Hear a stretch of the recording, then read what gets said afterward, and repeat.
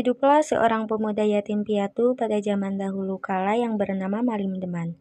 Ia pemuda yang rajin, giat belajar, dan baik budinya. Malim Deman tinggal bersama janda tua yang bernama Nenek Rubiah. Ia mengurus Malim Deman seperti anaknya sendiri. Pada suatu malam, Malim Deman menjaga tanaman padinya. Ia terperanjat setelah melihat 7 bidadari yang sedang mandi di kolam, yang terletak di belakang rumah Nenek Rubiah.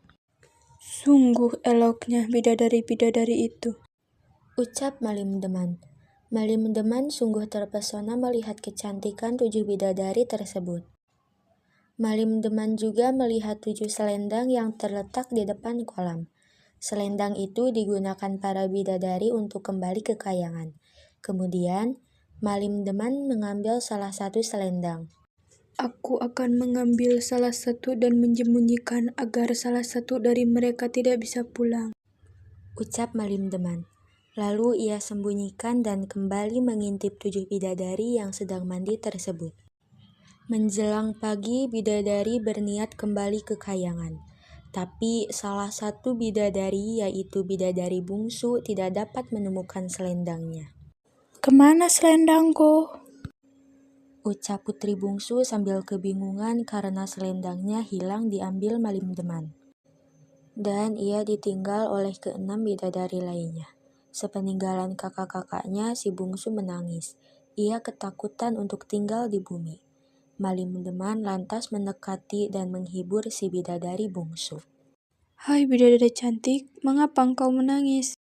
"Aku kehilangan selendangku," ucap putri bungsu sambil menangis. Lalu Malim Deman berkata, "Aku tak bisa membantu, tetapi kau bisa tinggal di rumahku untuk sementara."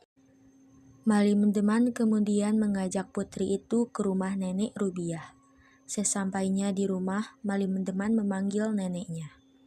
"Hai nenek, aku membawa bidadari ini karena dia kehilangan selendangnya, tidak bisa pulang ke rumahnya." "Kalau begitu, biarkan dia tinggal di sini," jawab neneknya yang prihatin melihat putri bungsu. "Tuan Putri, bolehkah kamu pergi sebentar?" "Baiklah," Tuan Putri pun pergi keluar. Malim Deman meminta Nenek Rubiah menyembunyikan selendang itu selamanya. "Nenek, tolong kau sembunyikan selendang yang dimiliki oleh bidadari tadi." "Baiklah, Nak," jawab neneknya yang setuju dengan permintaan Malim Deman. Sejak saat itu Malim Deman dan putri bungsu saling jatuh cinta. Keduanya lantas menikah dan dikaruniai seorang anak laki-laki yang bernama Sutan Duan. Namun, sejak Sutan Duan lahir, Malim Deman menjadi berubah. Malim Deman lebih banyak menghabiskan waktunya di area perjudian, hingga seringkali tidak pulang berhari-hari lamanya.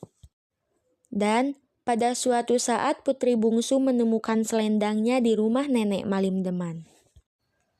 "Selendangku mengapa bisa ada di rumah ini?" ucap putri bungsu sambil kebingungan. Seketika ia membawa selendang itu ke rumahnya.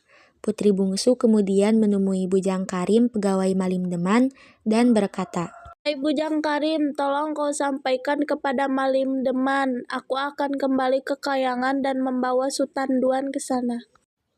Bujang Karim dengan cepat mencari Malim Deman ke area perjudian.